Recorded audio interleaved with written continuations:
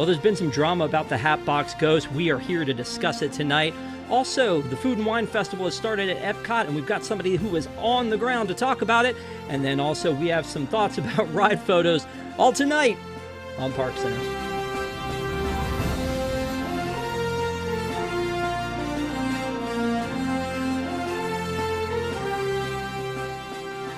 Welcome to ParksCenter for July 30th, 2023. I'm your host, Rob Whiteside. Thank you guys so much for being with us on your Sunday night. We appreciate you. If you have not already, please subscribe to WDWNT TV and also give us a thumbs up as it helps people to find us. And here is tonight's cavalcade of characters, including Desi. Hey, howdy, hey. Stephanie. Hi, everybody. And of course, Mr. Patrick Hackett. What's up, Soul Skaters? Soul yes. Skaters, indeed. I don't even want to start with you tonight on that one, sir. But thank you guys for being with us. We have some park news to discuss, and when this one came up, I thought, Smellephants? Are we going to have to say Smellephants for a long time? This is such a weird story to me that of all the things that I think needed to happen, did this really need to happen? I don't know. I like new things. Cincy is sponsoring Smellephants on Parade, and it's coming to the Magic Kingdom. And apparently, you gather up the family and you go to the Dumbo attraction, and you become you work with them to search and sniff and find your way around. And there was some weird name for it. Do you guys remember what it was? It was like something assistance. I can't remember what it was, but with assistance. With assistance, yes. With assistance, yes. You're going to be those walking around. It sounds fun, honestly. I mean, it sounds like they're plussing out something that they got sponsored that they've put in there. I mean, Desi, you have kids. Is this something that you're excited to see happen? Take them to, or what? Yeah, actually, I am. I think that this is going to be really fun. I just feel like there could have been a better name for it. You know, somebody probably came up with a whole list of names. I know, like, for me, when I was in advertising as a graphic designer, I would always put my favorite design first, hoping that they would pick that one, and inevitably they never did. They always picked whatever was at the bottom of the pile. And that's kind of what I'm wondering is what happened here. Somebody felt like they needed at least, you know, a certain number of names. They put their favorites at the top, but the person looking through them was like, "Nah, I can't just pick the first thing I see. Yeah, Smellephants. That's the one. That's what it should be called." Well, and Stephanie, because we're actually talking about something where you go and smell things as opposed to putting your grubby little fingers on them, I assume this sounds like a win for you. Well, I don't know about my grubby little fingers, but my kids, maybe, yeah. So I like Cincy. I like all of their Disney collab stuff. I bought a few of their warmers and such over the years. And it makes more sense to say that they're sponsoring like the popcorn smell down Main Street or what have you than this. But I like the Disney's search and find and, over at EPCOT, all those little things that they do for each festival. So I think that that's what they're trying to bring to the Magic Kingdom.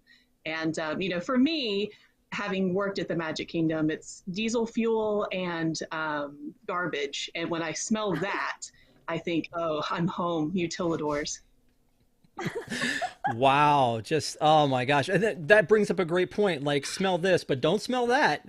Don't go smell like the trash juice over there in the trash can. That's don't smell that. That's not what you want to do. Patrick, talk to me about it. Are you excited? Desi really crushed it because it's a bottom of the barrel name. How close am I going to have to get to smell this? I'd rather touch something and be able to hand sanitizer than get my face all up in something in order to smell it. We look for Disney to plus things. We like it when they plus things. This is sponsored. As somebody mentioned, like, Cincy's a good company. I don't know, man. This is weird. It's just weird. I hope it's fun. Okay. Yeah, and you know what? I'm hoping that it's because it's sponsored. It's going to be like the KidCot station, something that's, a lanyard that you don't have to pay for, instead of it being something that you like, like the hide and seek or the hide and squeak stuff where you've got to pay something if you want the prize at the end. I mean, obviously you can point at every Remy that you want to, but if you want the nice fold-up map and the prize at the end, then you really have to pay the piper on that one. So we do have a super chat that I would like to acknowledge here from our good friend Jungle Cruiser, and here's what we got.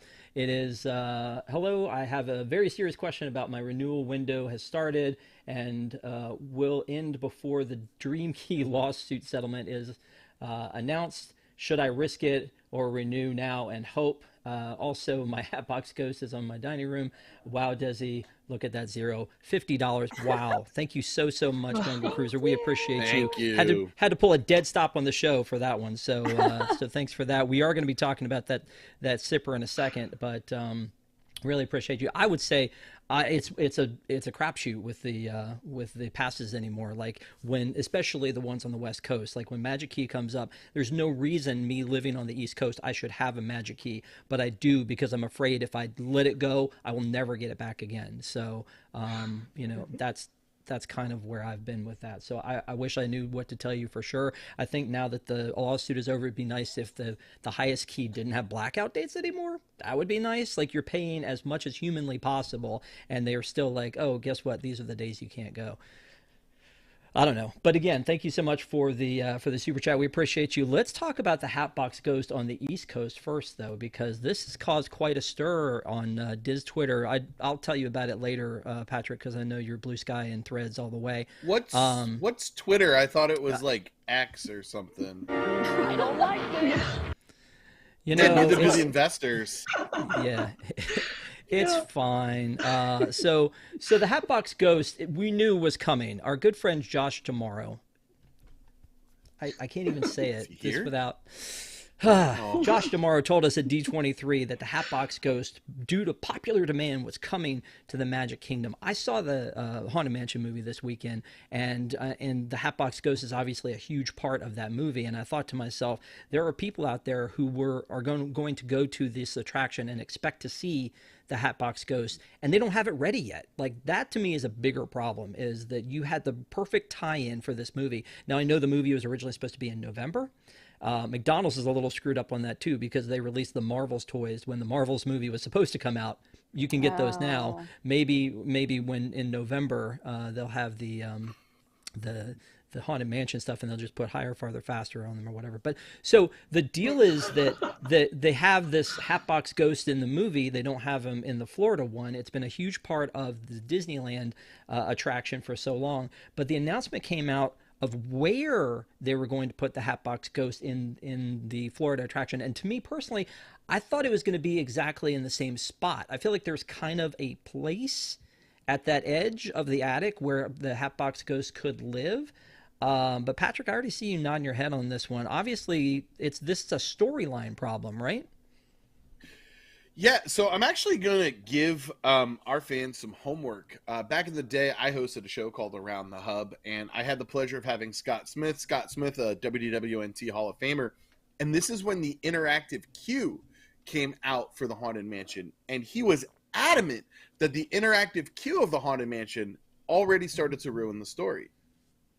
Now we're getting to the point where there's clearly a ghost before we're supposed to see the ghost. If you've watched the show before, you know I always talk about how I don't really care about continuity, especially in Star Wars land. However, in this very small attraction that doesn't have, it does have movies. I kind of want it to have that continuity. I like that it's in a different place than out in California, but I don't like that it's before we're starting to see ghosts. I don't know. I feel like, I guess we could put it in the attic. We could find another place for it.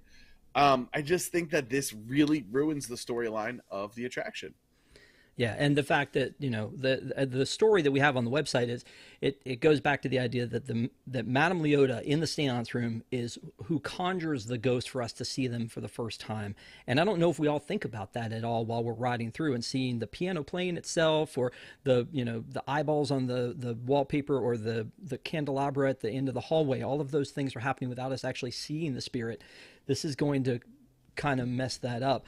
Desi, I don't know, do you have a problem with that, or are you just like, hey, bring us this Hatbox Ghost, let us have it? Actually, I think that he needs to be moved in California now because of the storyline. It doesn't make sense where he is now anymore in California based on the movie. So also kind of based on some things in the movie. I don't want to get into any spoilers, but I could see how he would show up before the other ones do. Yeah. Let me ask this of our fans. So if you guys are out there and if you don't mind playing along with us a little bit, I honestly don't care if people, or know if people care. I don't know if people care. Like, we care, but I don't know if other people care and are like, y'all need to simmer down. This is not a big deal. So I have this poll for you guys to fill in while we're watching, talking about the rest of the news here. And so the first one is, the placement is bad. We don't like it being in the the endless hallway. That doesn't make sense. Or the placement is good. You want to see it stand alone before everything else.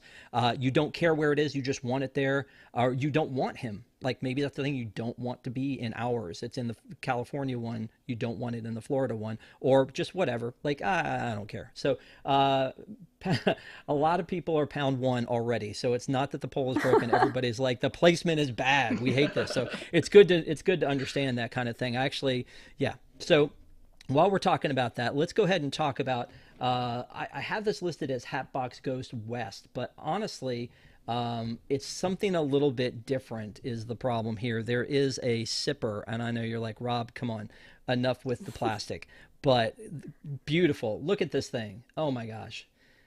Can you believe this sipper? It is fan-freaking-tastic. I'm just like, oh, that's so beautiful. And man, I think I have actually. Oh, no, wait. That. Wait, that's not it. Hold on a second. No, that one's not it either. Hang on a second. I got this. I've got this one. No, that's. Wait a minute. Hold on a second. I've got something. Is this? No, that's. Shoot. I don't have this one. Yeah. I am so upset. I gotta get my contact on the phone. Hey, Allie. It says Stephanie, but I mean Allie. Hey, Allie, where is it? Where is it? Why do you have him hostage there? What is going on? I need my sipper. I'm trying to do a show here. I don't have anything to show. You're freaking me out, lady. Your sipper is right here. Look at the Thank glow. goodness. The glow is awesome. It's cool. Oh. It's really cool. Oh, it's so Show him cool. off. Got different settings. Yeah, he's cool. Oh, I need to have him. I need that. I need to have him. I need that. Oh, that's so But good. wait, there's more. Wait, what? So this is my new bin compliments of Tom. And Rob also got a lot of trains this week. Oh my god! You have a problem! And You we take have that back. I don't have a George. problem. I have a solution, and her name is Allie. And I love her. I love her. She is hooking me up. This is amazing! Rob's train. Yes. I like that it says Yes. contraband So, supplier. Here's Rob's box. See ya.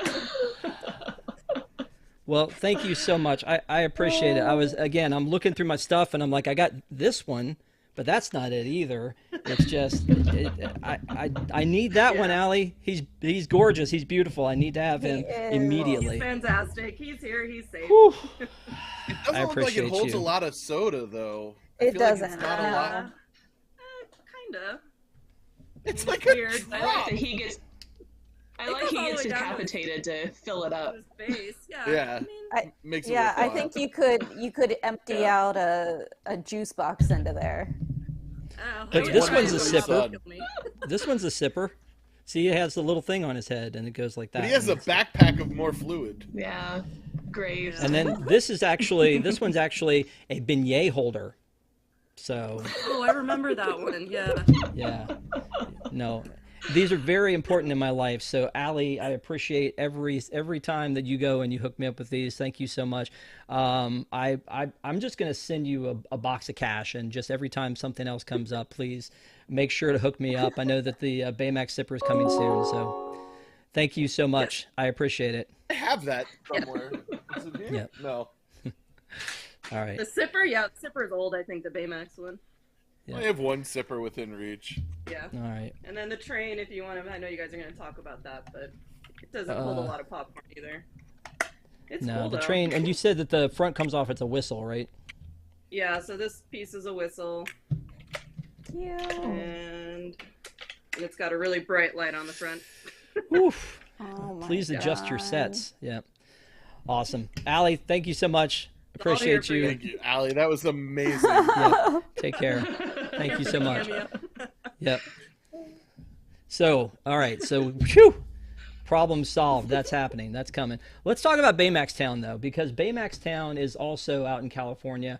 San Fransokyo is happening. We've been talking about it a lot, but even though they've announced it for August 31st is when it's coming out, I know that Tom was out there and they were looking at that there's now new trash cans. I freaking love that logo, by the way, the San Fransokyo, because it kind of keeps with the whole, sort of Japanese feel of what they're doing, but at the same time, it's just, the initials for San Fransokyo. But they've already started moving some of the food around. They've got this Cocina Cucamonga Mexican Grill, which already existed, now has some new dishes in San Fransokyo. Then Rita's has become Rita's Turbine Blenders in San Fransokyo Square. And then this place has opened up. The San Fransokyo Cerveceria, I believe is how you pronounce that, is open. Cerveceria. Cerveceria. See, I knew you would know, buddy. And lots of good drinks are there now. And then you've got the Lucky Fortune Cookery my is there too. There's lots of stuff to be seen. Patrick, a lot of this is I dare say alcohol based. Is there any of this you've looked at and said, yes, sir, I'll have some of that? I honestly don't pay attention to the foods in Disneyland until I know I have a trip to Disneyland. I've been really looking at the aesthetic, and like you said, that logo is great. Everything looks amazing. They're really doing a great job in this area. I was skeptical, but I'm glad to see what they're doing. It looks like it's going to be just an absolutely great area.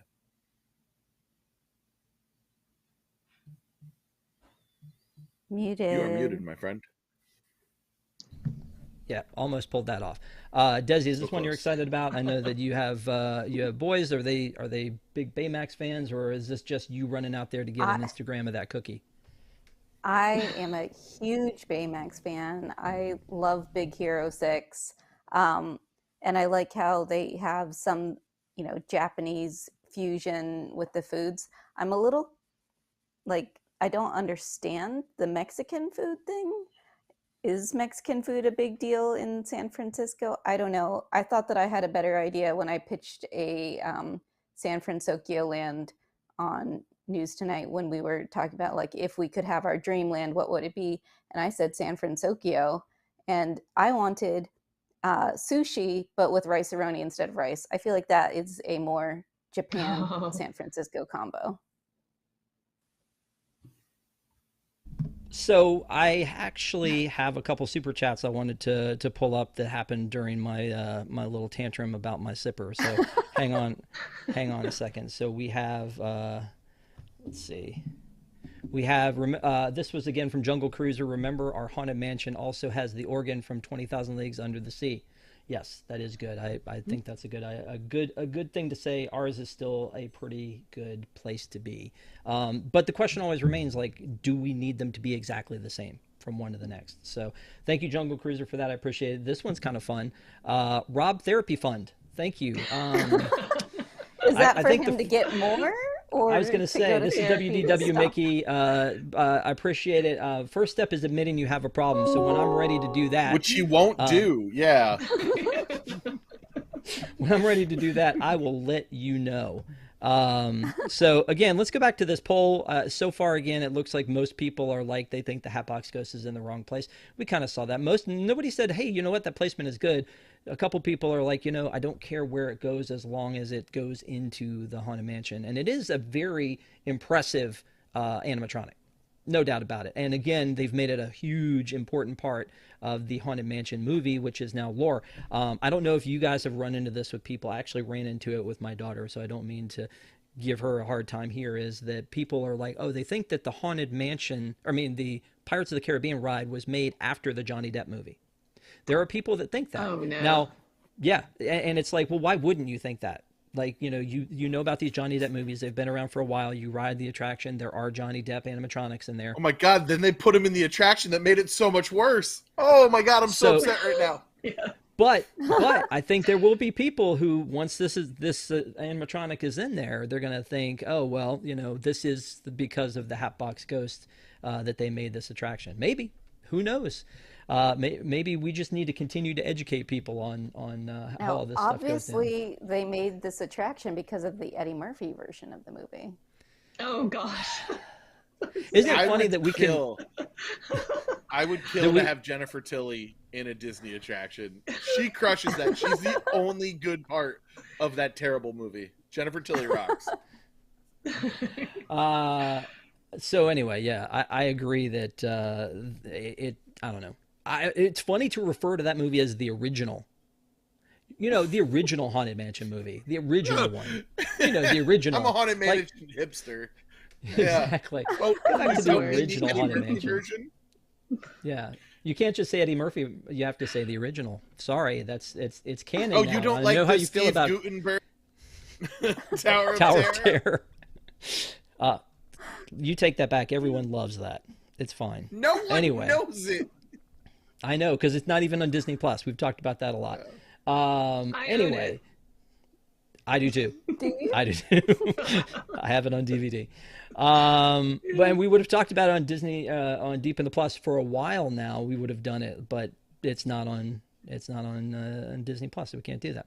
Let's move on to Fantasmic West, because this attraction, Fantasmic, was down for almost 2 years, and then they bring it back, and then this horrible fire happens where the dragon basically burns to the ground, and then they were saying it would open with new magic this fall, but now they're telling cast members this thing is going to be closed through spring of 2024, and that Sorcerer Mickey will no longer interact with the dragon. I want to go to you, Stephanie, on this one, because I know that you had a lot of thoughts about this when it first went down, making sure everybody was okay.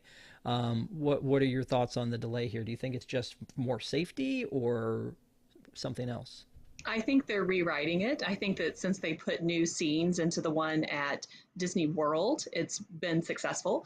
And I think they're going to try to do that for the one on the East Coast too, or West Coast, excuse me. But I just think it's sad.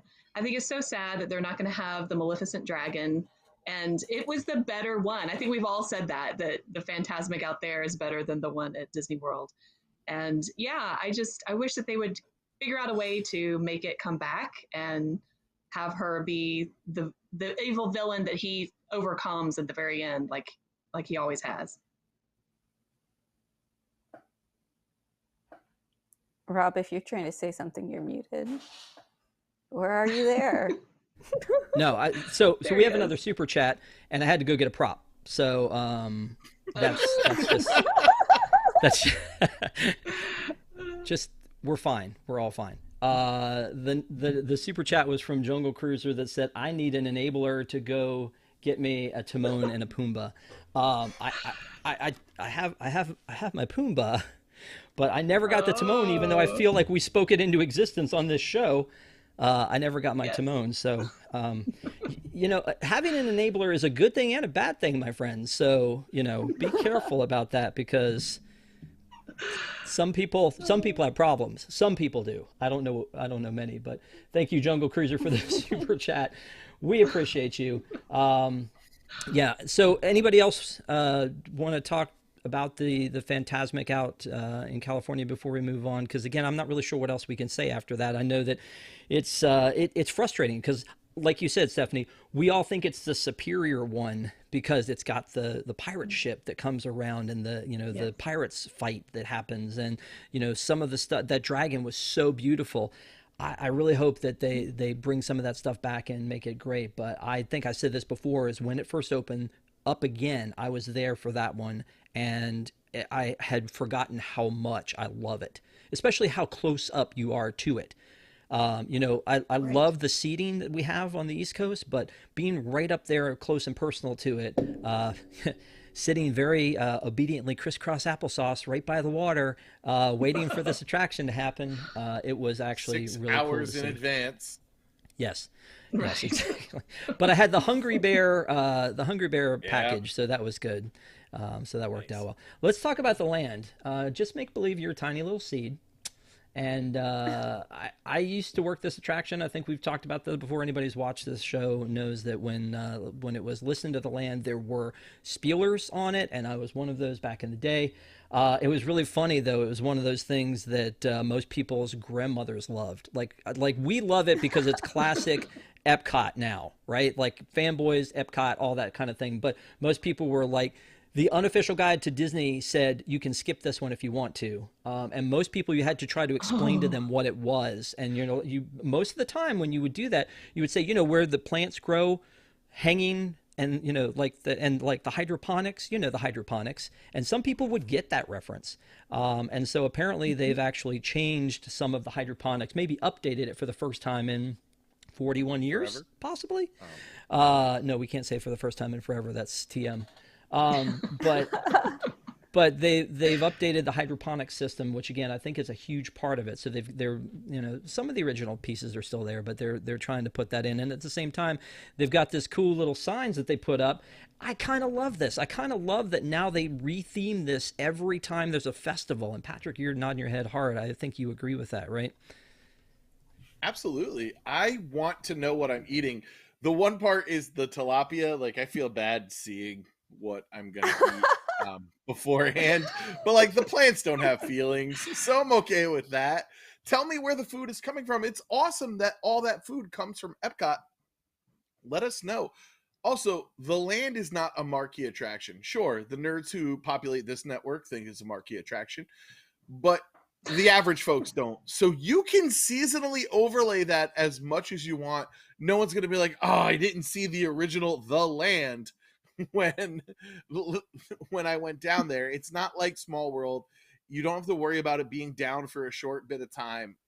Seasonally overlay this all the time, and then tell me where each festival food is coming from. I think it's great, and I like the fact they updated the hydroponic. It looks fantastic. More updates. Let's go. What do you mean this is not a marquee attraction? How dare you, sir?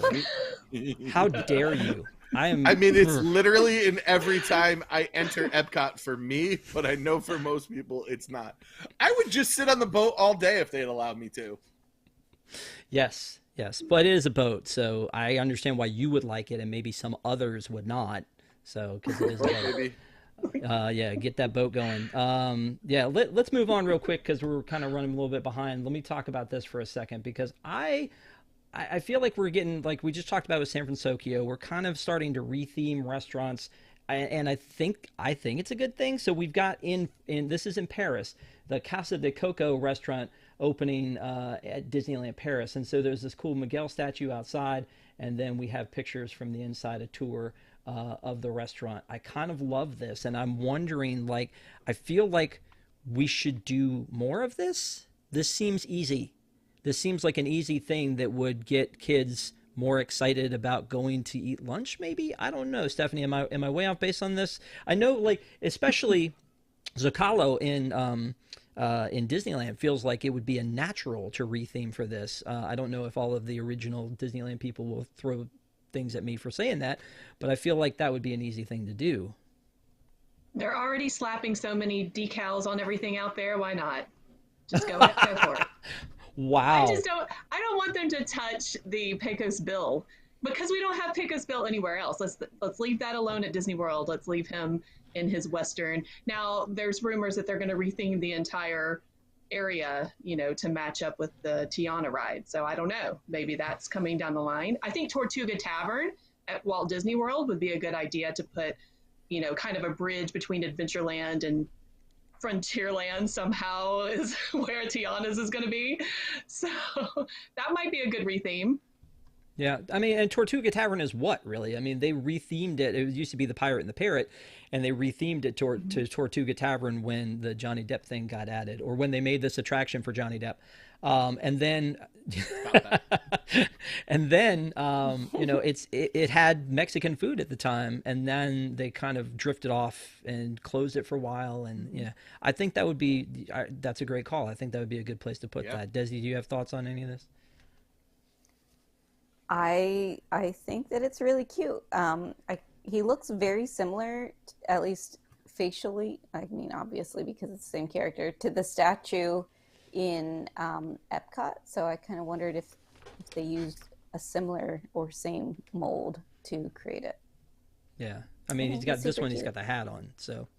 Yeah, I know. Let's move on to barges, because I know Patrick likes to talk about barges. Now, we know that on September 22nd, they're going to be launching the 100 Years of Magic or 100 Years of Wonder at EPCOT just in time.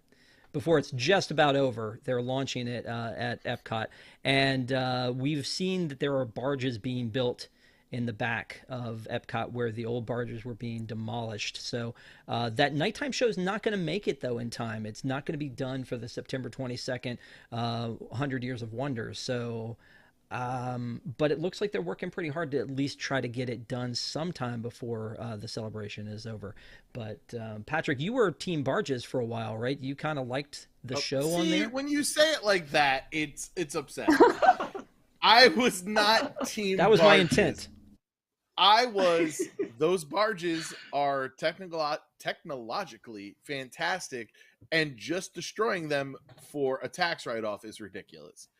Also, the fact that they were permanent structures to be cheap was also ridiculous. If these new barges come and go, like the old ones used to, I'm all for it. I really wish we just made the Harmonious barges mobile so they can come out and in. The Stargate can go away, and then the Stargate comes out. I'm excited to see what this new nighttime spectacular. I have actually enjoyed every single one of EPCOT's iterations. I'm not a big Reflections-verse person. Pardon me. So I know. It's boring. It has a 5-minute section where nothing happens. We only like it because it's gone. For shame. No. What were you going to say, Desi? I'm surprised you're still here, because Rob, when I say something that he disagrees with, I turn into a black box. So congratulations, Patrick.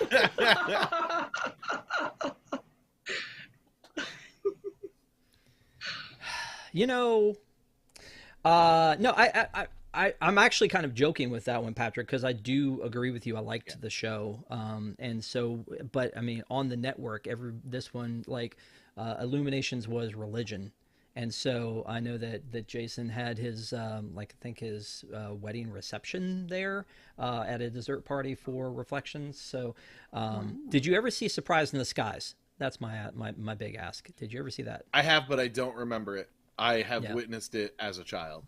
Yeah. That sounds about right. Okay, so we've got another super chat here. This is from Bonnie. If Tony's could be rethemed to a good restaurant, what would you all want on that prime piece of real estate? Sorry, Tom. Great job, you guys. Thank you guys so much. I appreciate it. Rethemed to a good restaurant. Interesting. Let's go around. Patrick, what would you want to see Tony's rethemed to? It has to be Tony's. Just make the food good. I need that Lady and the Tramp paw print. I live for it. Please stop making bad Italian food. Do you know how hard it is to make bad Italian food? It is exponentially more difficult to make bad Italian food than just make mediocre Italian food. Yeah, but turn of the century Main Street Italian just doesn't, make sense. We were here then. Come on. Wow. Stephanie, Listen, what I'm would going you to give make it? everyone a recommendation. Watch Pizza, A Love Story. It's the story of New Haven, Connecticut, and the greatest pizza outside of Italy.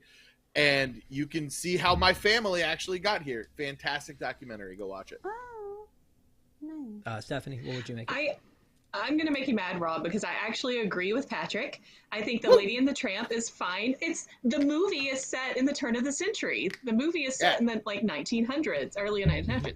So that makes sense. The food, I agree, is weird. I understand that. It's supposed to be an every town USA kind of thing. But, I mean, if you're going to go for just a random, throw in something, let's do Poppins. Why don't we move 1900 Park Fair to Main Street? Oh my since it's God, not that'd be open awesome. At Grand Floridian anyway. They're not open. Let's do That's it. a great Come on. idea. Yeah, exactly what they do at 1900 Park Fair, but let's do it on Main Street. And you know what? My daughter. USA. My daughter was always a little picky about what she would eat, and we would go to Tony's, and it was fine. I don't think it's the worst food I've ever had, and I don't disagree that it should be better.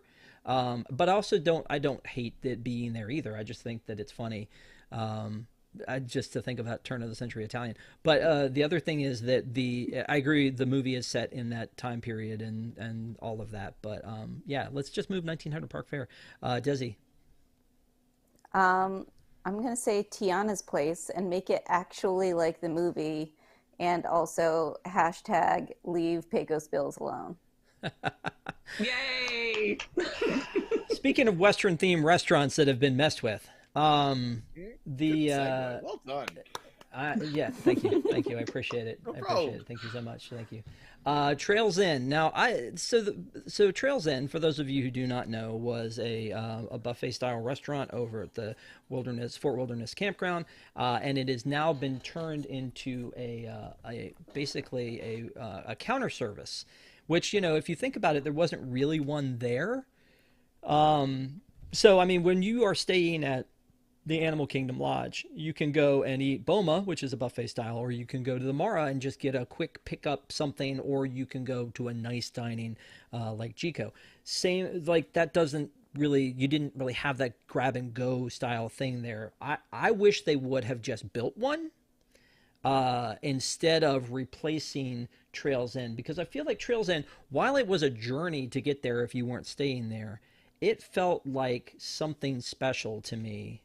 So Stephanie, I'm going to start with you because I know you've been over that way. Do you feel like this just needed to happen in its time and we're just kind of hanging on to some nostalgia, or did they do it wrong?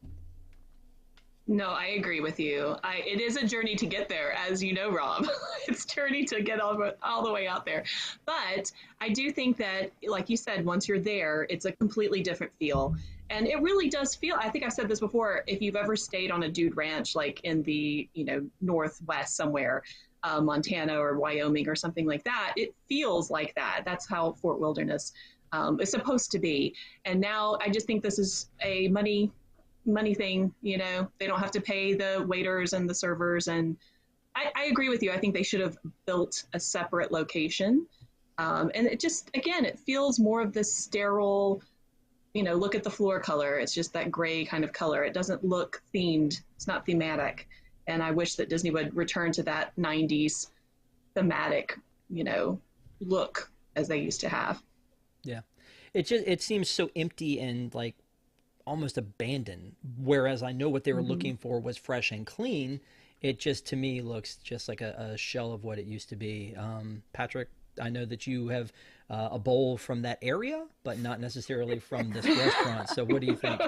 I was actually just quickly searching to see if I could find the name. But the Outpost over there, I thought used to be like your grab and go. I guess it didn't have as much. This is one of the first places I ever ate on Disney property after becoming a fan, and I loved it here. The food was fantastic. I think the menu looks okay. The pizza got a good review. The chili did not get a good review. Again, how do you mess up chili? This is not a difficult thing, Disney. I'm okay with it. I see the need, and especially because it's becoming a DVC resort. This is going to be a DVC area, so they need that grab and go as Disney Vacation Club people expect. It's a terrible loss. I like that Crockett'S Tavern expanded a little bit and is becoming more of a lounge. They have great drink specials there, great moonshine drinks. Some of the best beers on property are there, so make sure you go and check it out. Go to Fort Wilderness. Go enjoy yourself. Just walk around. It's a beautiful, fun place, and Stephanie's 100% correct. They messed with the aesthetic too much. Yeah, I agree. We're going to move on to the final part here, which is something that came up today. There were some people, it was really funny seeing this in Slack, that somebody was like, okay, people are getting out of Small World boats. Hello? So there was something caught on Instagram where people decided, because they were stuck on the Small World boat, that they would just get out and start wading through. And so you can see them climbing down into the water and then walking through to get off. I feel like there's like 9. I'm gonna go to you, Desi. So get ready. I see you're holding your head there. I feel like there's like 900 problems with this, but I want to hear what you think, Desi. First off, thank you for not playing the music. But why? Why would you think this was a good idea? Look at that water. I don't understand. It looks so gross. I couldn't imagine. Like, if you're like, oh, my kid really has to pee, we got to get out right now. I'm more likely to like pull off your pants and hang off the side of the boat than get in that water, because that water, like, you're gonna get some diseases. It's awful. No. Well, and I'm sure they were people late for probably their guest reservation or something. Yes, that's exactly what it was. They were like, we really need to get to our lightning lane or we're going to lose our money. No, I don't know. It's something. Stephanie, thoughts?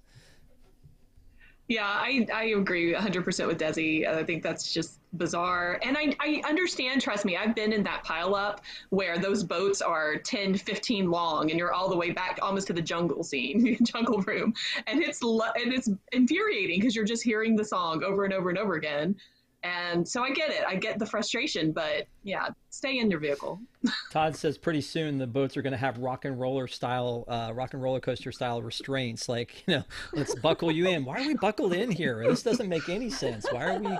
This is crazy. So, Patrick, before we move on, anything? On Guardians.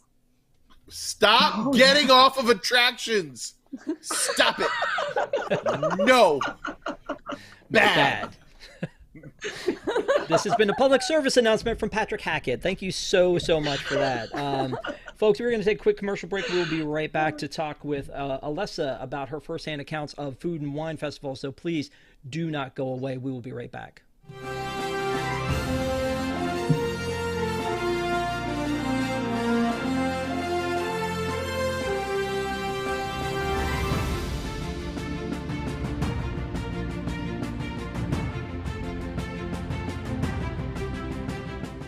Now on WWNT TV, it's Boxed In.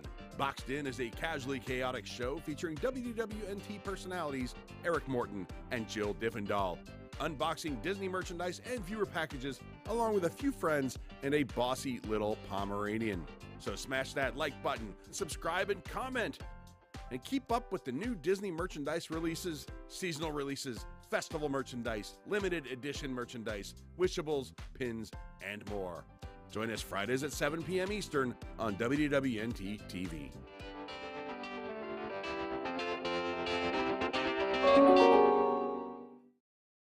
Welcome to Deep in the Plus. Each week, join host Rob Whiteside as he and a panel of Disney superfans take a different movie or TV show from the Disney Plus catalog. They'll tell you its history, details, and give their review, so you'll know if it's worth your time. Current shows, classic movies, and everything in between. Watch Deep in the Plus live Wednesday nights at 9 Eastern for new episodes, or catch Deep in the Plus anytime on YouTube on WDWNT TV.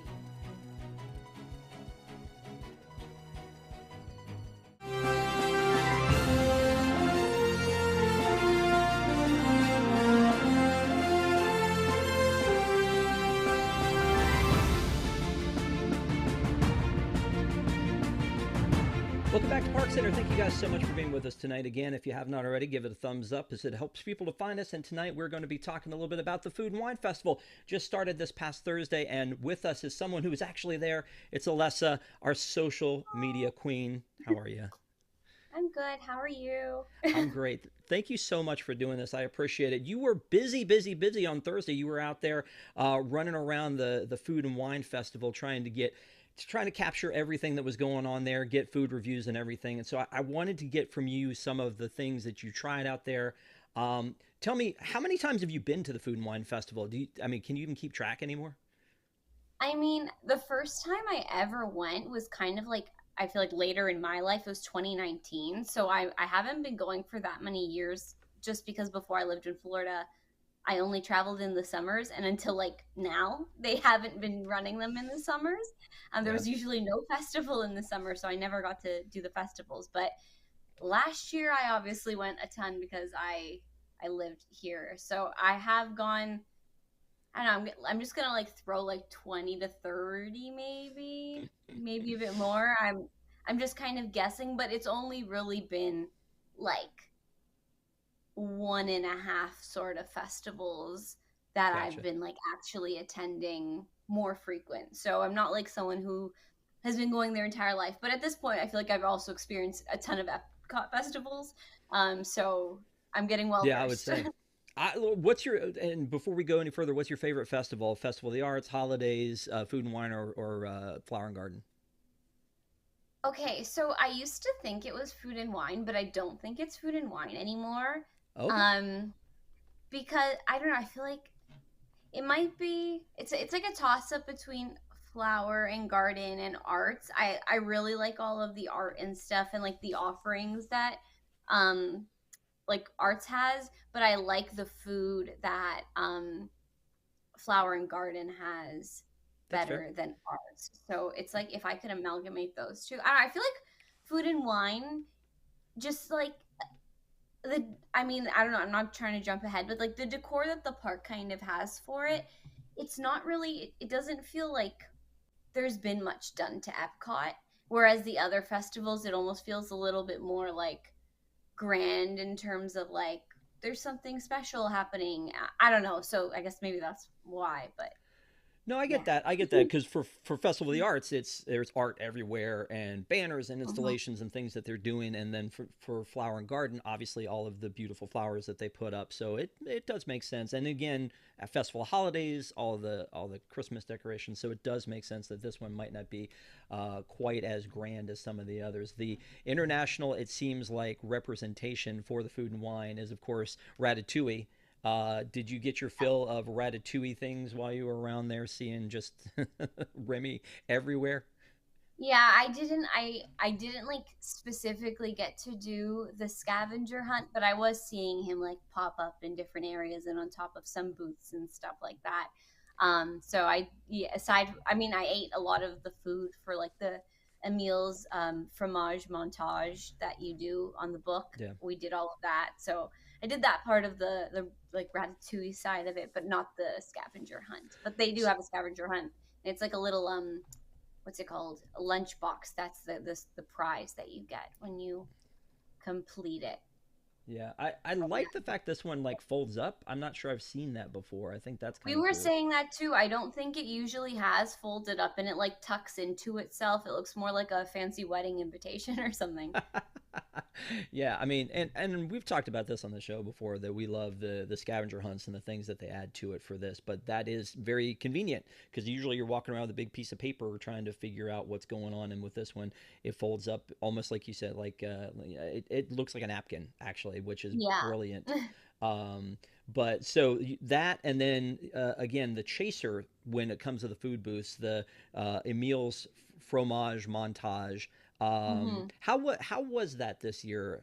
Was it? I mean, I feel like that's them saying, "Hey, these are the foods we want you to try."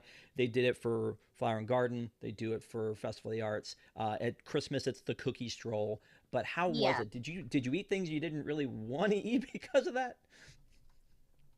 I actually like I love cheese. So all of the dishes do have a bit more cheese involved with it. So that part I enjoyed. Some of the items on there are like previous items that we were just getting, because really when we do the festival, we only get the new foods. But since this wasn't like not everything, there wasn't enough new foods to like finish the completer. I think you need 5 or 6 food options.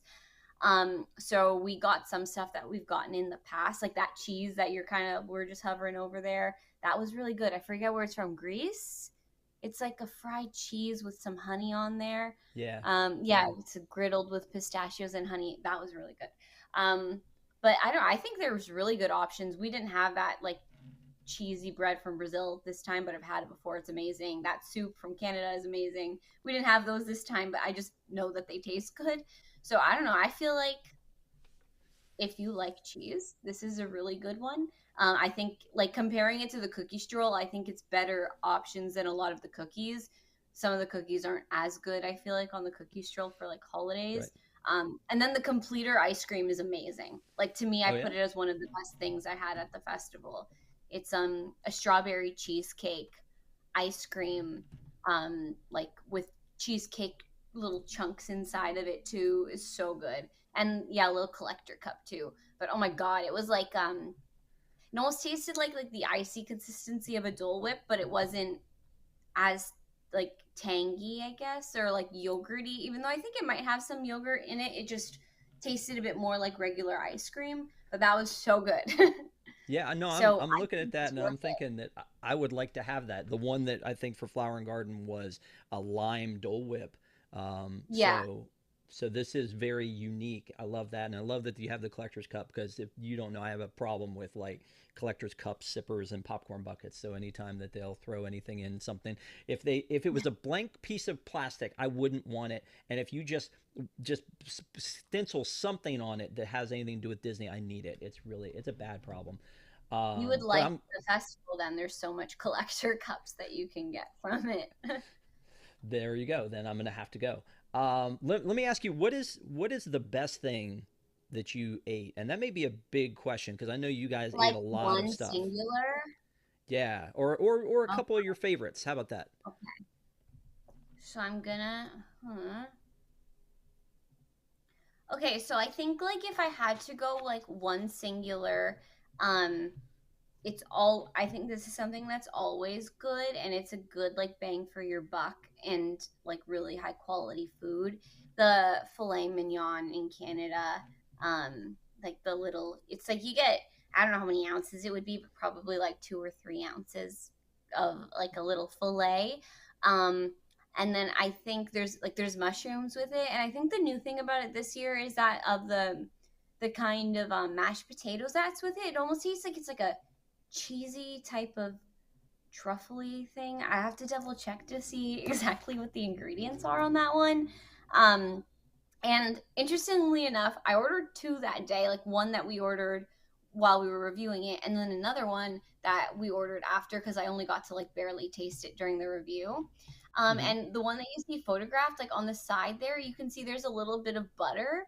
But when we got it, mine the second time, it didn't have butter. So I hope that they don't stop that, because I was just like in the morning, like not even morning, like maybe 4 o'clock it had it, and by like 7 or 8 o'clock it did not have that coming with the dish anymore. So I was like, oh, I feel like, because that's what like made it. It was like made like you could put the butter on the mash, you could put a little bit on the steak, and then it was cooked. The steak was cooked medium the first time we had it, and probably like well the second time. And so like obviously you're never gonna get it exactly how you want it, but I still think that the quality of it is so good.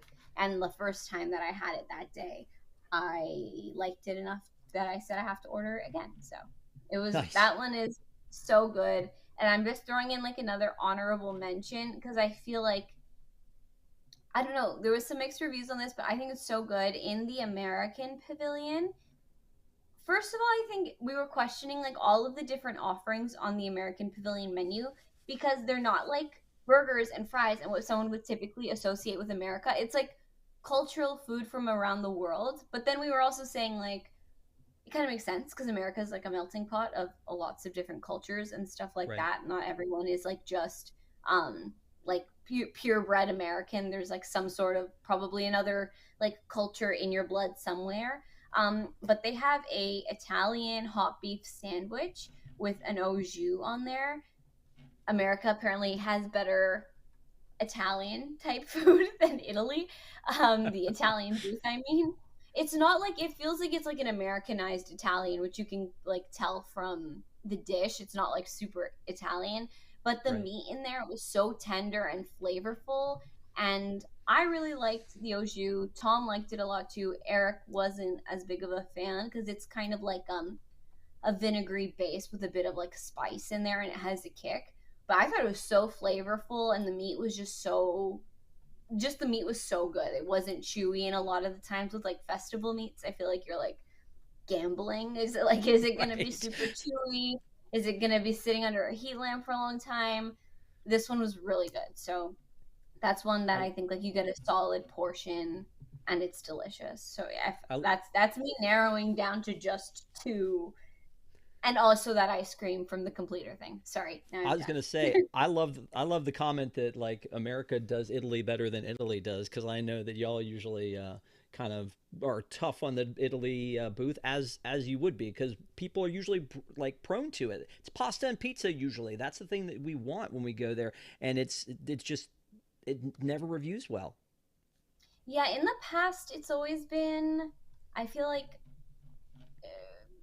just weird and sometimes not even Italian. And I'm Italian, so I'm like, I've like been to a few of the festivals now, and I'm like, this is not right. But this year it wasn't that bad. I didn't taste everything that everyone else tasted, but I think they had like a strawberry cheesecake type of dessert, and that was very well received. And there was almost this like bacon mac and cheese type of thing. It might have been more of an Alfredo sauce, but it looks like a bacon mac and cheese, which to me is not that Italian. But it wasn't horrible. People they were comparing it like a little bit better than like SpaghettiOs that you would get. But I mean, I actually didn't think it was that bad this time compared to other festivals. So I feel like maybe they're hearing. I feel like that's the booth that gets criticized the most, and I think maybe they're like, Yeah. we don't want to have this happen anymore. We're gonna try a bit harder. I have two questions about food. One that I need to know. One is last year was the first year that I think they had it, but that I tried the fry basket, and I thought it was amazing. Did you have a good experience at the fry basket, or did you get a chance to try that this year? So the fry basket, the only thing that we tried this year was those pickle fries because they're new. Hmm. And they were really good. When we were eating them, we were saying like we were kind of surprised that they were coming out of like a booth, like a quick service style thing, because they tasted almost like it would be like an appetizer you'd get at a restaurant, just like, pretty fresh. Like sometimes when it's like booth stuff, we were just surprised. It was really good quality. The sauce on top, it's like a dill sauce on top of the little pickle fries. That was really good. The breading was good. It was super fresh and stuff. We really liked it. Like if you like fried pickles, it's not gonna blow your mind because it's still just a fried pickle, but at least it was good. Like it was a good quality one, tasted fresh. We enjoyed it. So if you like it, I don't know, I'd go for it. I'll do it again. Okay. All right. So Mm, here's the second question: is flavors of yeah. fire? This booth, usually, I love this booth. These look very interesting, especially this spiced chocolate tart. Did you have any of the stuff on here? Yeah, I tasted a small bite of the tart, and then I forgot what the dish is called that was in the back there on that picture with like on the chips with the cheese. I think it's like a cheese fondue sauce on there, um, and like Uh, the it, sort of meat, and this it's one like right a here, it pickle. says the smoked corned beef Yeah, with house made chips. Yeah. That I mean that one is I've had that one before. I think it might have added something because they got it again this year, so something must have changed from what it previously was in the past. But it might just be like a tiny little change because it looks almost identical to what I remember. But that dish is amazing. Like it's just so good. The chips don't get soggy, which is a problem we had with other chip dishes, like in the park yesterday, and they just like hold, I think, because it's a kettle chip instead of like a tortilla chip or something. And the meat is so good, and it's like the cheesy sauce is delicious, and the onion, it's just so many flavors going on. So if you like flavors, very good. And then that chocolate thing was interesting. It's kind of like, well, it's super fudgy. So you have to like really like chocolate, I'd say, to get it. It, like, if you look at it at its base, it's that like dense and thick, like very, very much like fudge is if you're not getting the other flavors with it. But when you have that little chip, there's almost like a smoky barbecue flavor that goes with the cake that you're having, which is kind of weird because that's kind of where you get like the kind of opposing flavors going on. It's good. There's like the last flavor you get is that little drizzle of caramel sauce, and when you eat it all together, it definitely has like a lot of flavors going on in your mouth at the same time. I think something that if you really like chocolate and you're open to the idea of like trying, almost like if you think that trying chocolate in a barbecue trip would be good, then I would say give it a try. It's not something that I'm probably going to get again, just because it is like, I feel like when you have like a really strong sweet tooth, like it'll satisfy it, but there's other options that will satisfy that sweet tooth more at the festival, which is what I would go for. But other people could have a different palate than me, and they might like love barbecue flavored things, and this will be the best thing you've ever had. So I'm not saying don't get it at all or anything. It's just super unique, which is cool that Disney tries new things, because I think it's cool when there's like something you didn't think of before. Right, absolutely. Unique, I love. Then there's something like this where I'm like, why did that need to happen? Like, if I'm getting a bourbon, why do I need the swine brine with the little... is that not weird? That feels weird to me. That is so weird. Where booth is that at? We did not try that this time, so That's it must Flavors have of been Fire. A returning item. Where? It's Ireland? Flavors of Fire. Flavors of Fire, Oh, Flavors the same of booth. Fire. Yeah. Sorry. Yeah. No, it's weird. That is though, weird. right? It's Like a roasted chicken on top of your alcohol. yeah, it's like That's yeah. what it looks like. I don't know. Like the No. refreshment port used to do this like Bloody Mary that when you would see it in the window, it would have like the Bloody Mary and then like chicken fingers and things coming out of it. And I'm just like, why would you do that? So yeah, they do It's some not unique for me. things. That's like, ooh, gross. Speaking of No. unique things, and I know Yes. you've talked about this. This thing. This is I feel like Mhm. the pickle milkshake seems to be like the talk of the town, and this is from the Muppets Brewing lab. So I guess I have a lot of questions about this because coming out of the gate, the Muppet thing was more exciting to me than anything. It happens at the Old Odyssey building, where we've seen like Figment and Orangeburg with the other festivals. So tell me about the booth, but tell me first about that pickle milkshake. Did you have it, and was it horrendous? Yeah, so I got it. First of all, like the presentation of it is amazing. It's so cute. You get like the little it looks like a mason jar. It's plastic and it has like the pickle wrapping on there, and that is a collectible, so something Right. you can take home. And Sure. it's not that overpriced. It's like 550, I think. So that's not, or 575. I was off there. So that's not bad. And in these pictures, the whipping cream's starting to topple, but when it's like all placed up there and you get the little like sprinkles and that sprig of dill with the straw, I just think it's like really nice presentation for a drink. Not every drink at the festival like has this much of like a cute look to it. I think they were like anticipating this is going to be a popular item, so we might as well make it as Instagrammable and social mediaable as possible. Sure. But first of all, if you don't like pickles, like obviously don't order this drink. But if you do like pickles, I think it's worth giving it a try just to say that you've done it. It's not horrendous. Honestly, it's not horrendous. And it doesn't even have as strong of a pickle flavor as someone might think. It's a lot stronger with dill. So it's like that dill flavor is what comes through instead of the super tanginess that like the vinegar in a pickle is going to give you. It's a lot Right. more of the dill flavor, which I think was smarter because like the idea of like a vinegar base with milk just Ugh. no. On a hot day. Yeah, Perfect. yeah, it's just no. But it What about definitely is still. Sorry, I was just gonna say it's really creamy. Like, I was going to say, it's a what super about this one? Because this is your other option when you go there. Is this? It says it's a pomegranate raspberry herbal tea fused with orange ice cream molecules. That one to me looks more refreshing, but it also still looks weird. It almost looks like it's like tomato based with the color. I know it's not, but it's just. Was that one any good or? Yeah, that one's okay. It definitely would be like a refreshing drink for people, but I think it sounds a lot weirder than it is. Like at its core, it's a super basic drink. Because at the top, all of those little orange things, like I thought when I looked at it, I was like, oh, maybe they're pop rocks or something like something different. Like they have to be something unique because that doesn't look like, I don't know, it just looked unique and I was like, oh, this must be something cool. But really it's just kind of like if you just like crushed an orange like popsicle or something and just like drizzled it on the put it on the top. Like it's just like a chunkier slushy on top of a slushy. Yeah. So not to say it's bad. It's just not like it's not remarkable. It's pretty good, but yeah, it's refreshing. I think like a really solid choice for kids too, especially because they'll get to keep that little cup. But it's just like if you want a slushy drink and you're craving it, it's good. If you want to taste something that's super unique, it's gonna look like that's what you're gonna get, but it's not as unique as it appears. Gotcha. And the brewing lab itself was again something that I was excited about coming in. It looks like they have Mhm. specialty uniforms for it. They feel a lot like Muppet Labs. We know that they weren't going to have actual Muppets, but some screen stuff here.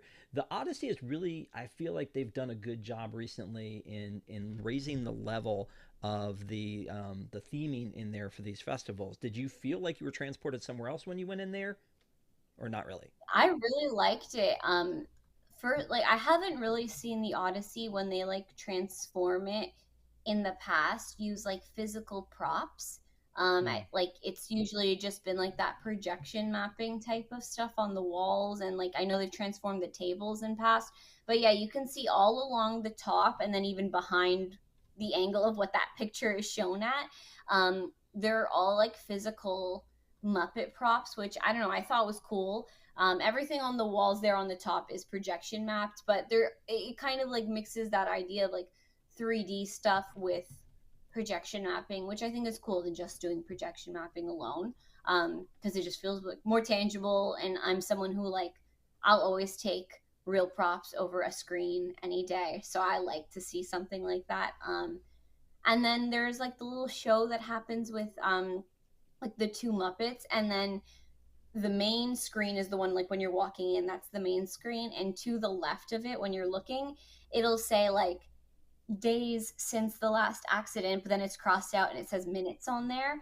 And there's 7 different Muppet shows, 30 second, I'm saying shows, they're 30-second clips, and they run every 5 minutes, and the clock there counts up to as soon as like you hit 4 minutes without an accident, you know, like in the next 60 seconds the next little thing's gonna happen. They're gonna have an That's cool. accident in that little segment, and then the clock restarts, and then 5 minutes goes by, and then the next one plays through. So I think that's really cool. Like even something to do, like if you've been to the festival a million times, like you can kill like 30-40 minutes just sitting and sipping on a pickle milkshake and watching the Muppet scenes. Sure, But sure, that like part you would do. is really cool. Just what any Um, Disney fan would typically do. Uh, okay, so last thing I want to talk about is the merchandise. I don't know if you got a chance to look at any of the merchandise, but there's a full list on the website, wdwnt.com, that I know you guys worked hard to put together. There's the regular collection and Spaceship Earth and Mickey and Minnie stuff. There's also a new Dooney and then also some Encanto stuff and some pass holder Mhm. stuff. Was there anything? Again, there's a lot of merch. I love that they have different categories of it. That it's not just one thing. Because I love Figment. Like I buy Figment stuff when I go there. So the pass holder merch being Figment, I think is pretty cool. And then the Encanto stuff is a weird flex for me. Like, why would you do Encanto for Food and There's a lot Wine? of Encanto merch, which was Yeah. surprising. Because I thought for a second when I saw the Encanto merch, I was like, "Am I missing something? Is like Encanto the star of the show for this festival?" But I was like, "No, they were just kind of like the star of the show for last festival." So that like, cause like, you know, the entryway to Epcot was all the topiaries of like the Encanto characters. But they do have a ton of Encanto merch for the festival, which I mean, I think is cute. I think they have way less Figment than they typically do. We totally thought there was going to be like a Figment magic band for Food and Wine.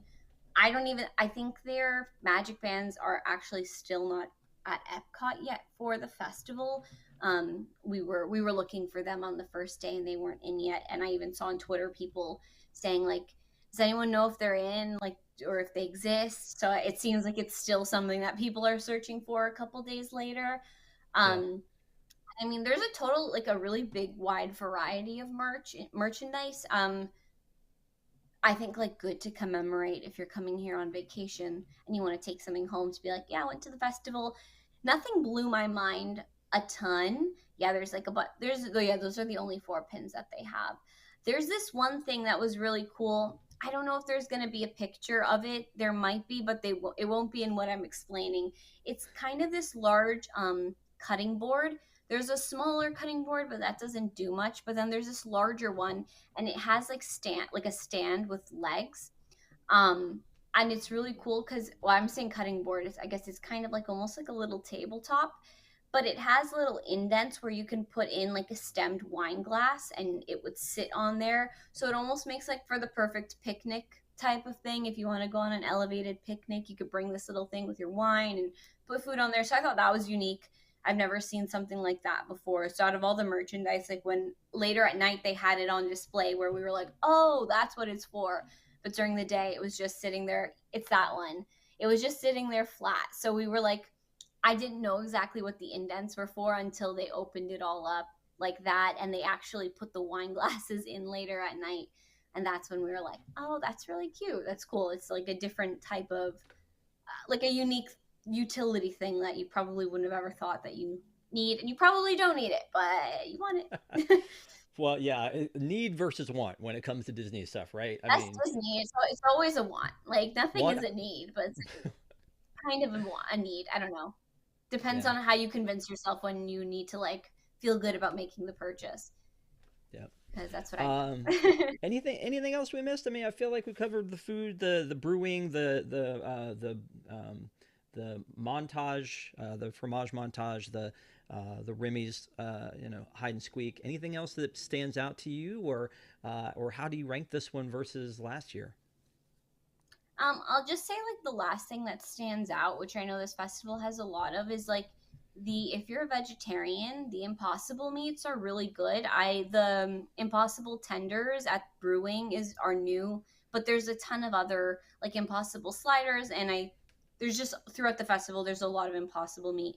And I used to be a vegetarian for 12 years, so I'm very picky with like the like veggie meats. I've tasted all of them, and Epcot festivals are always, in my opinion, like excellent for like vegetarian meat. And I had never had a veggie chicken that I liked until at Brewing. That was the first time I've ever tasted like fake chicken that I thought was good. So if you're a vegetarian, even if you're not, and you want to like just taste it to, know what the vegetarians are doing nowadays, like I think that's a good one. And they liked all the wings there too, but I wanted to just shout out the veggie meats. That's because good, yeah. I was looking through the menus they're just returning items, so we didn't have them this year, but I've had them personally a bunch of times and they're all delicious. And then how does it rank? I think compared to, I think it's really good. I feel like the way that I'll need to get the full experience is, and I think it's something that makes it really special, is when you do when you go to the musical performances in the evening. I am being such a bad Disney person forgetting the title of the Eat to the Beat. What? Eat to the Beat. Yes, I was like, well, I know it's Eat to, and I'm like, anyways, Eat to the Beat. I think the first time I did it, I saw Baha Men, Who Let the Dogs Out. Right. And I was like, I had my drinks, and that to me was an amazing food and wine festival. So I think if you're kind of combining it with like just making like enjoying the offerings that are being given to you at the festival that are like that's a free one or whatever. And if you combine some of like getting some food, grabbing a drink if you want to, or just grabbing some food and going to see like the show, I think that's one of the coolest things. Oh, another thing that we were just saying was kind of like, I don't know, I guess in my opinion a little bit of a bummer is that the Spaceship Earth show is Be Our Guest again, and that's what it was last year. And it seems like they had been doing new shows for every festival, and then this year they didn't announce anything, so we're like, maybe it's a surprise. And then we all waited there, and then it started, and we were like, oh, I guess it's the same one again. It's still good, and for people who are coming for their first time, they're gonna be like, this is amazing.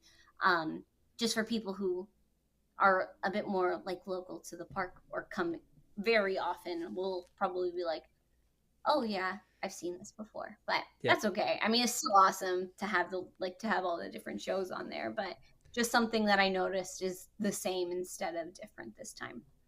Well, and this thing runs all the way through November, so who knows? Maybe they could add something later, or otherwise everybody's going to have to kind of deal with this through November at this point, right? So, awesome. Well, thank you so much for being on and talking to us about this, since you were right there and you got to sample it all. I know we have a review on YouTube for the entire thing that Eric and Tom and you were there for. And so if you guys need more information about that, check out that full review. But Alessa, can't thank you enough for being on and talking to us about this. We hope to see you again sometime soon. So have a great one. And we'll be right back with some more ParksCenter. We're going to be talking about the ride photos and show some examples of ours, talk about where they should be, where they aren't, all kinds of stuff. So don't go away. We'll be right back.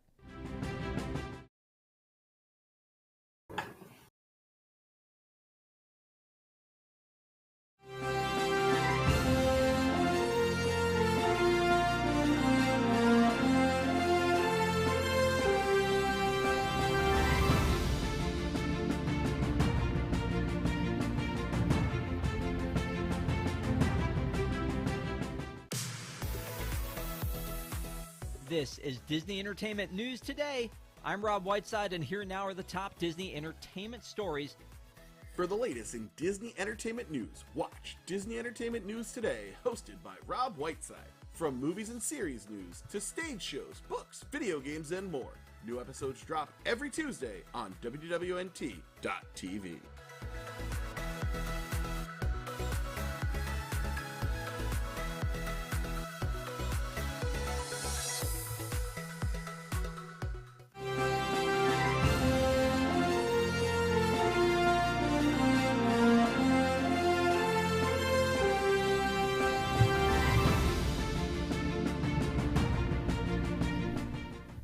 Thanks, and welcome again back to ParksCenter. We appreciate you being with us tonight. Thank you so much to everybody who is tuned in with us, who was on the show tonight. It's a lot of fun every Sunday night being here with you guys. Don't forget, we'll be back again next Sunday night for an all-new ParksCenter.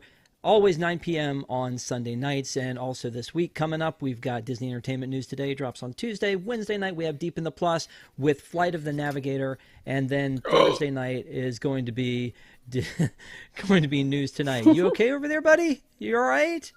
I was excited for Flight of the Navigator. Okay. No, I'm on vacation.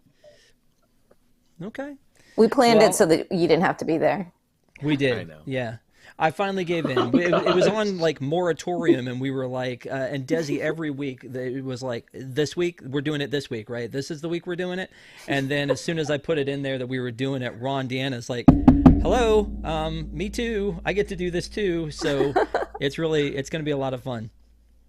Yeah. We wish you could be there, but enjoy your vacation, buddy. Yeah, man. Lake George, I'll be up there. Please don't stalk me. If you're going to stalk me, at least buy me alcoholic beverages. That seems like a bad idea. That's like, do not feed the bears. I feel like that should be the same as do not give drinks to Patrick. That's probably exactly the same thing. It's a bad idea not giving. Do you have that thing written on the back of your car that says "It's my birthday, Venmo me for a free drink"? Venmo me a drink. I thought you were asking if I have that thing in my car where I have to blow on it to start, but no, I'm good. All right. Oh, no. So anyway, let's talk about our last topic for the night is ride photos. This is one of those things that that I don't know that we all think about every time, but it's one of those that's a neat conversation. And you know, it used to be weird, right? Like back in the day, they had like you would go and you would get your ride photo, and then you'd come off the attraction and you would look, and then they'd have people standing there just waiting to take your order, and like, how many do you need? Can we get you triplicates? And can we get this all done? And maybe in the fever of you riding, you know, the rock and roller coaster, you might go, yes, I definitely need to stop and buy these like 8x10 photographs and carry them through the park for the rest of the day. And over time, it's gone to the whole like, well, you know what, you've got a magic band, we'll send it to you, and it'll be watermarked, unless of course you've paid for the, you know, the photo pass to be added to your annual pass or to your ticket. But it's so funny to still see those little stands there. Like when you're leaving Dinosaur, it's on the right and it's just this empty area. Or when you get off of Rock and Roller Coaster, it's over to the left. And it's like they were ready for a lot of people to be there and buy them. Did anybody here ever stop and buy photos in the park? Patrick, I'm sorry. Tell me all about it. I was trying to find it to send to you because I know you asked for some on-ride photos. My friends and I rode Expedition Everest, and it was just an amazing photo. I'm actually taking a quick scan to see if I have it anywhere. It's just one of the best photos of all of us in various stages of getting our hands up. We also then went and bought the one on Mummy. Apparently I was really afraid on Mummy because not only was I holding my own lap bar, I was crouched over and holding my friend's lap bar. I don't know what scared me so badly on Mummy, but yeah, I have purchased those, and I always buy PhotoPass because you never know when you're going to get a good shot. You know what would drive my wife nuts is if we were going to like a character meal and then they would take pictures of our kids with the characters and bring a nice packet of pictures. And she didn't want to buy them, but she's like, they have pictures of me and my precious children. And what are they going to do with them afterwards? They're just going to burn them, throw them away, shred them. Like, it seems like such a waste when they would do that. So I think somewhere along the line, they were like, you know what, let's just send them to people. And if they decide to do something with it, you can go on to the Disney website and pull it up and you can buy pictures. There have been some in the past that I've thought to myself, maybe I would buy that one picture. Like I have PhotoPass attached to my annual pass for, and I know Desi, you do too, for Disney World, but at Disneyland, I don't have that because everything's way expensive to add to your pass at Disneyland. But they have, my son and I just randomly did the Avengers when it was right after the Multiverse of Madness, and I was Scarlet Witch and he was Doctor Strange, and I was like, I would pay for that. That was, you know, those little magic shot kind of things. The magic shots in general, I know we talked about PhotoPass and all that kind of stuff, so let's go back to ride photos. But it kind of came up because we were talking about Space Mountain. They've updated the ride photo on Space Mountain, and I was asking last week, I was like, that's a little random that they would just go through and like increase that technology. Like, to what end? Do they think they're going to make a lot more money for that? But Desi, I know you're a huge fan of doing a ride photo. I sure am. It's so much fun. And I never bought them one-off at Walt Disney World, but I have bought them one-off at Busch Gardens and Dollywood just because I don't go there as often. So since Patrick mentioned the Mummy, I figured I would throw that out. But yeah, I love it. It's such a good way to remember, you know, some of those park trips, especially because I go so often. I'm not always there with my phone out taking a picture of everything because I'm like, oh, I'm going to see that again next week. Oh yeah, that was when we went with, you know, the WDWNT crew. Our last chance to splash. So there's Nick in the front row. Yeah, and I love always knowing when the camera is coming and trying to do something silly and different each time. That's a great point, though. That like, doesn't it feel like you're such a baller when you know where the camera is and like no one else knows where it is, and then you've got to come up like, do you do your signature move? Like, do you have it? Like Stephanie, do you have a signature move that you do every time you see it, or not really? We discuss it, and we kind of, as a group, we come up with a move. So they're different every time. Okay. I love that. All right. Well, yeah. So Patrick, you look like you've got, is it, you throw them up? Is that what you do? No. My favorite one is I constantly look the wrong way on the sideways Space Mountain. So everyone else in my party is there like, Do you do that on purpose? no, I'm just very stupid. Well, the reason that I think that's funny to bring it up is I always did the shooter from what was it, Billy Madison? Like, you know, Yeah, Shooter McGavin. like Shooter McGavin. yeah, exactly. Like I always do that. Finger gun kind of a thing. But my son started doing, and I don't know if it was on purpose or not, but he started doing the look the wrong way 100% of the time. So but it's usually pointing the other way, like over this way. You know, so when you're doing like when it's Carnotaur time in the in Dinosaur, I did everybody the rock hands for a while. I would do the rock hands. Oh yeah. Patrick without a beard as a young baby Patrick. Aww. Something else, though, that came up when COVID was happening was people talking about COVID and masks. And I know we did that a lot with, you know, like the PhotoPass people, but also it would, you know, apply to rides. And it was really kind of a sign of the time. And Stephanie, you sent in this one that was you and your family. It looks like they were doing hooks. Were you guys doing like pirate hooks? Yes, pirate hooks, eye patches, and the family in front had no clue. They just Isn't that the best when the family in front has no clue? Yeah, but I mean, again, you've got the masks on, so I mean, again, it's something that you'll look back and remember. Patrick, what is this? That is Disneyland Paris. Okay, that is the drop at Disneyland Paris. Look at that! I'm even repping the company in France. Yeah, how about that?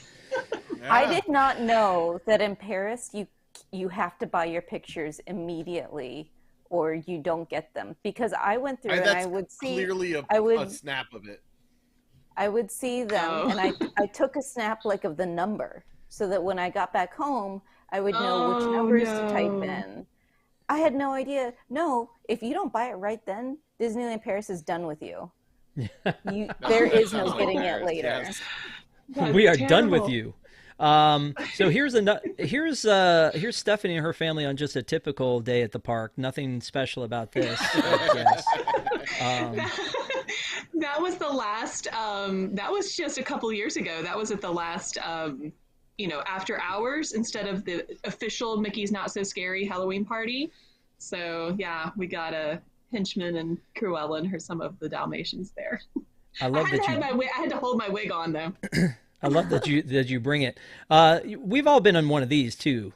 I mean, this is something we've all had happen before.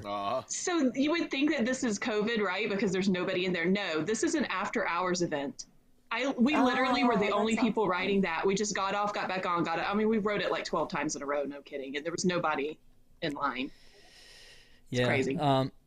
We did an after hours one, and I wish I could have got my hands on the picture where it was Expedition Everest, and we're in the front car, and there's nobody else in there. My son and I are like holding on to each other for dear life. Again, it's about knowing where the camera is, and that's like the kind of the fun of it. And a lot of times people don't know. The one that I think that gets people the most is not knowing where it is in the Haunted Mansion, because there hasn't always been one in Disney World's Haunted Mansion.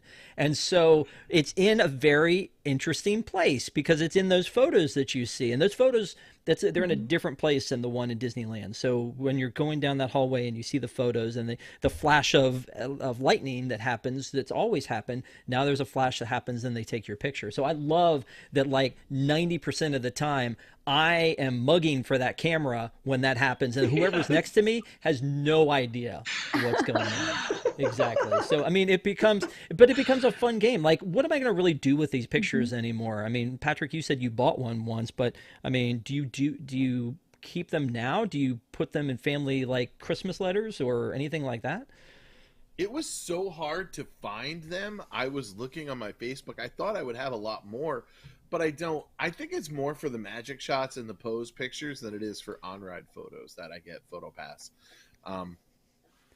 Why am I so scared? I am a grown-up in this picture. My wife is ready for the picture, and I am quite terrified. I don't know.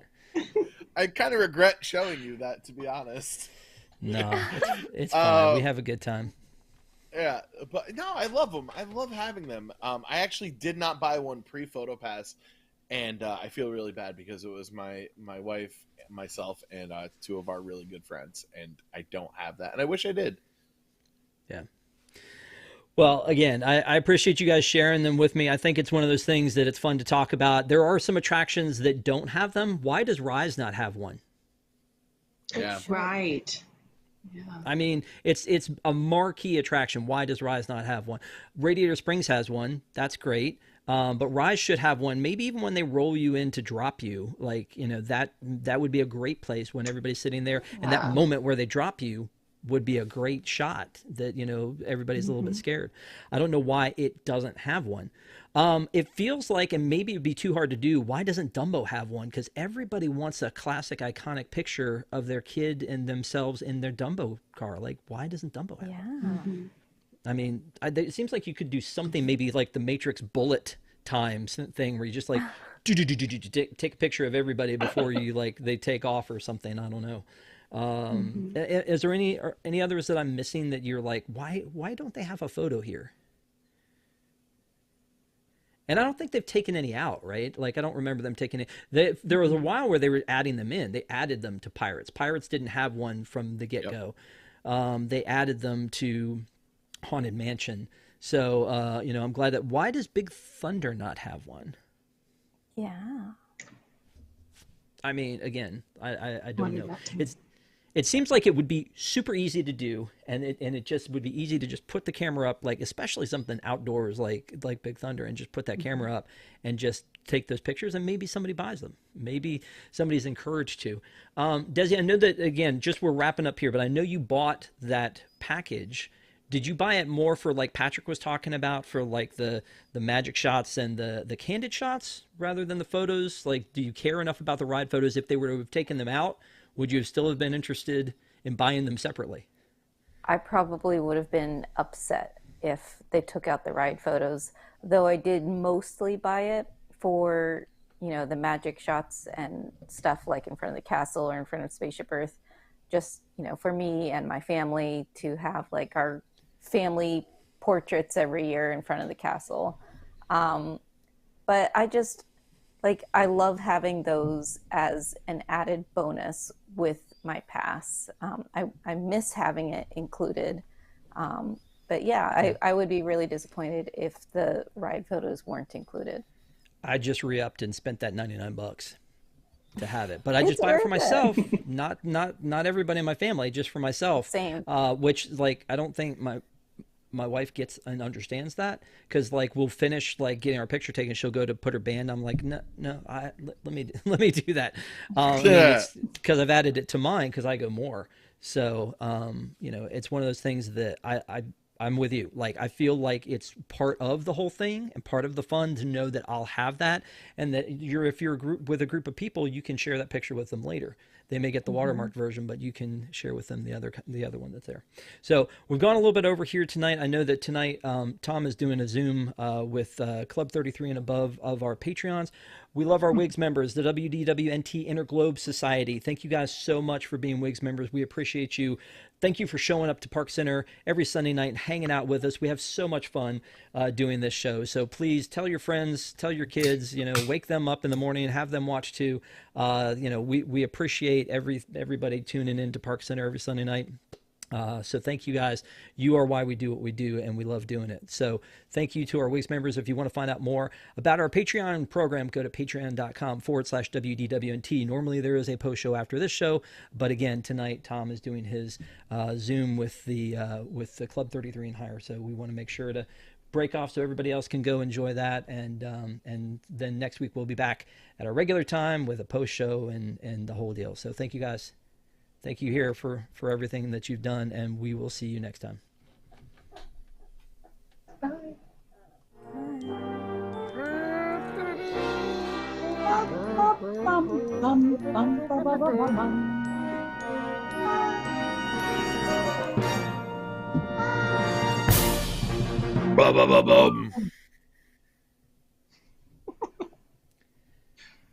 That was a professional level bum bum bum bum right there, my friend.